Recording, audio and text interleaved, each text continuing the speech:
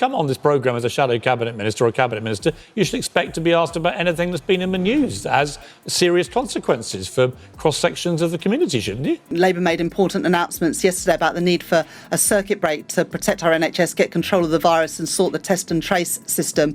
This happens to be a big issue that's blown up this week. World Rugby have announced it. It's causing a huge amount of debate. Right, so that we have a much clearer understanding of the transmission and the hotspots in local communities. Rachel Reeves, once the confident shadow chancellor, now stands exposed. Her recent interview with Piers Morgan revealed a politician unprepared for tough questions and unable to defend her party's policies. Before we move on, I'd like to ask you a small favor. If you appreciate this content, please take a second to like this video and subscribe to the channel. Over 98% of you watch the videos without subscribing. It costs you nothing, but it makes a huge difference to us. So did you click the subscribe button? Great. Thank you so much. Now back to the video. What caused this seasoned politician to crumble under pressure? As we dissect the most embarrassing moments from this explosive interview, you'll witness firsthand how quickly political promises can unravel when put to the test. Rachel Reeves strode into the interview arena, exuding confidence in Labour's economic vision. She presented a plan for financial growth and stability, painting a rosy picture of a Britain thriving under Labour's leadership. But as we've seen time and time again, political promises often crumble under scrutiny. Labour made important announcements yesterday about the need for a circuit break to protect our NHS, get control of the virus and sort the test and trace system. Don't have a sex change and go through all of this so that they can compete in a sport for a women's team or a men's team. My focus has been 100% on that because I think that's the focus of the country right now.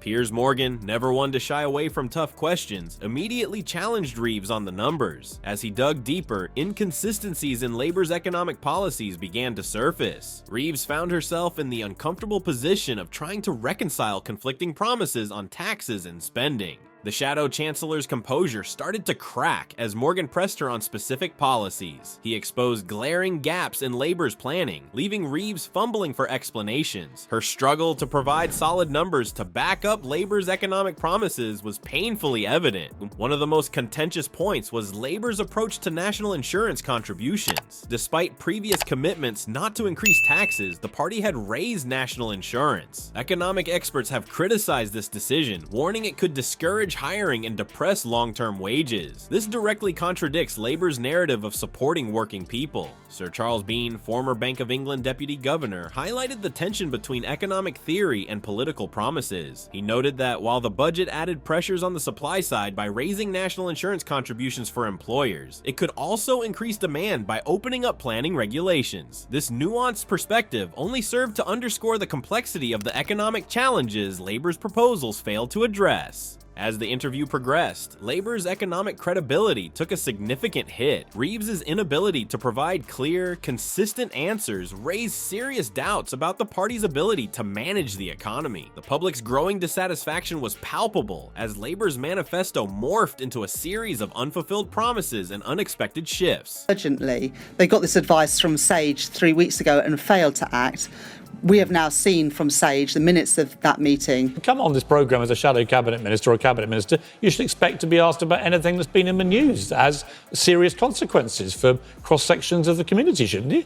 She got herself into quite a difficult position where she appeared to be suggesting that it'd be fine if Floyd Mayweather and Usain Bolt. The interview then pivoted to another contentious topic, housing policy. As Reeves prepared to defend Labour's ambitious plans, the damage to her credibility was already done. The confident shadow chancellor who entered the studio was now visibly shaken, her party's economic vision in tatters. Just when you thought Reeves couldn't dig herself any deeper, she faced a question that would expose Labour's hollowness on social justice. The WASPy campaign had been a thorn in politicians' sides for years, but Reeves's answer would leave viewers wondering, does Labour truly understand the struggles of ordinary people? Morgan confronted Reeves about Labour's stance on the WASPy campaign, a movement advocating for women born in the 1950s who were adversely affected by changes to the state pension age. Approximately 3.8 million women found themselves in financial strain, their retirement plans suddenly upended. Reeves attempted to justify Labour's decision not to compensate these women, but her explanation fell flat.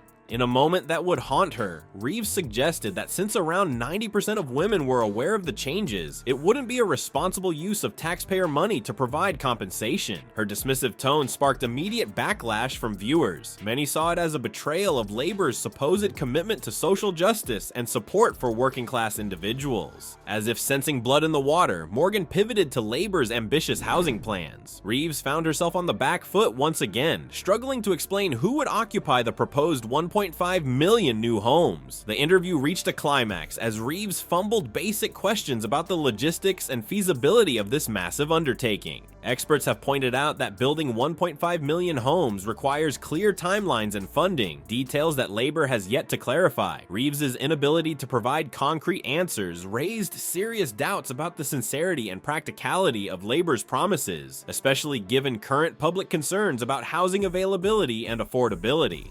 It's not something I've given a huge amount of thought to, Piers, but we know that the model the government is using is not working. If the government doesn't follow those responsibilities to local authority. This happens to be a big issue that's blown up this week. World Rugby have announced it. It's causing a huge amount of debate. As the interview progressed, Reeves appeared increasingly flustered. Her responses became vague and evasive, a far cry from the confident shadow chancellor who had entered the studio. The climax came when Reeves was left speechless, unable to defend Labor's policies against Morgan's relentless questioning. In the aftermath, social media erupted with criticism of Reeves's performance. Viewers expressed shock and disappointment at her dismissive attitude towards the WASPy women and her lack of clarity on housing policy. Many questioned Labor's readiness to govern, given their shadow chancellor's inability to withstand scrutiny on key issues. That's not what I came on to speak about this morning, and the specific hang on, issue. listen, you're a shadow cabinet minister. You don't just come on to talk about one thing. Did start doing their own contact tracing at a local level because the Serco system was so shambolic. They again got their contact tracing levels up to above 90%. Right, so that we have a much clearer understanding of the transmission and the hotspots in local communities. Okay. Rachel Reeves's interview with Piers Morgan exposed glaring weaknesses in Labor's policy positions and Reeves's ability to defend them under pressure. Her dismissive attitude towards the WASPy campaign and her inability to explain Labor's ambitious housing plans left viewers questioning the party's commitment to its core values. The shadow chancellor's fumbling responses on economic policy further eroded Labor's credibility as a viable alternative to the current government. The fallout from this disastrous interview could have far-reaching consequences for Labor. Senior MP Lucy Powell's attempt to defend the party's stance on WASPy compensation did little to quell public outrage. Historical precedents suggest that such high-profile missteps can lead to significant drops in polling numbers, as seen after Jeremy Corbyn's infamous 2016 interview.